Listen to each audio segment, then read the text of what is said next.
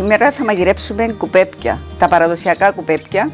Θα χρησιμοποιήσουμε τον κιμάν από τους αδελφούς Κούντουρου. Τα υπόλοιπα υλικά μας είναι τόματο μπολτός, μαϊντανός, κρεμμύδι, ρύζι, χυμός λεμονιού, ελαιόλαδο, πιπέρι αλάτι και τα κλιματόφυλλα. Μέσα στον κιμάν μας θα προσθέσουμε τον τόματο μπολτό μας.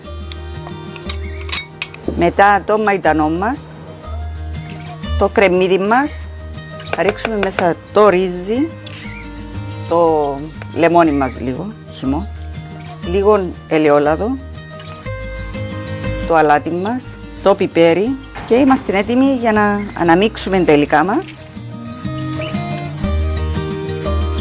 Έχουμε ετοιμάσει τη ζύμη μας, είναι έτοιμη για να τυλίξουμε τα κουπέπια μας.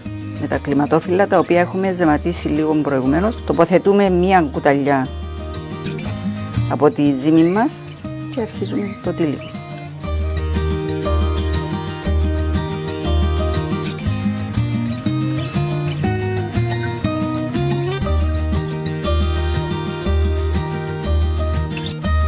Να βάλουμε τα κουπέπια μας τώρα στην κασαρόλα μας για να τα ψήσουμε. Κάτω στον πάτο της κασαρόλας θα βάλουμε πατάτα. Τοποθετούμε τα κουπέπια μας γύρω-γύρω. Και τώρα θα προχωρήσουμε για να τα ψήσουμε. Θα καλύψουμε τα κουπέπια μας με κλιματόφυλλα. Ρίχνουμε ακόμα λίγο χυμό λεμονιού, λίγο λάδι, ελαιόλαδο. Να διαλύσουμε το ντοματοπορτό με το νερό μας.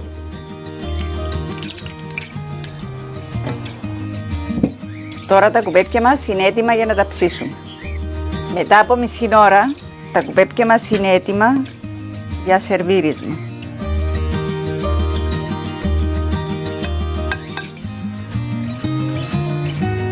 Και καλή μας όρεξη!